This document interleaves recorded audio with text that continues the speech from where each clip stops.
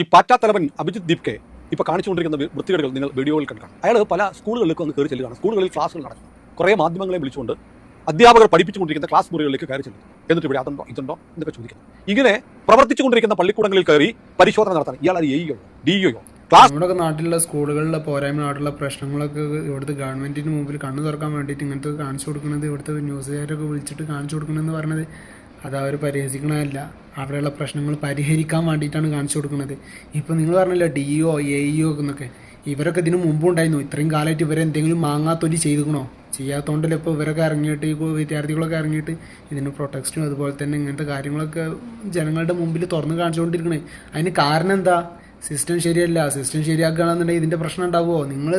നിങ്ങളെ ഭരണത്തിൽ നിങ്ങൾ അഴിമതിയും കാര്യങ്ങളൊന്നും കാണിക്കാതെ തൻ്റെ ഇടത്തോടെ നല്ല രീതിയിൽ അതൊക്കെ നടത്തിയിരുന്നു എന്നുണ്ടെങ്കിൽ ഇപ്പോൾ ഈ പ്രശ്നങ്ങൾ ഉണ്ടായിരുന്നോ? ഇല്ലല്ലോ. കടന്ന് കൊണക്കണതിൻ്റെ മുമ്പ് ആദ്യം ശരിയാക്ക്, എന്നിട്ട് കടന്നിട്ട് കൊണക്ക്. കുറേ എണ്ണം വന്നിട്ടുണ്ട്. ചാണകം തൻ്റെ പോലെ തന്നെ എല്ലാവരും ചാണകം തിന്നിട്ടാണ് ജീവിക്കണമെന്നൊന്നും വിചാരിക്കരുതേ പ്ലീസ്.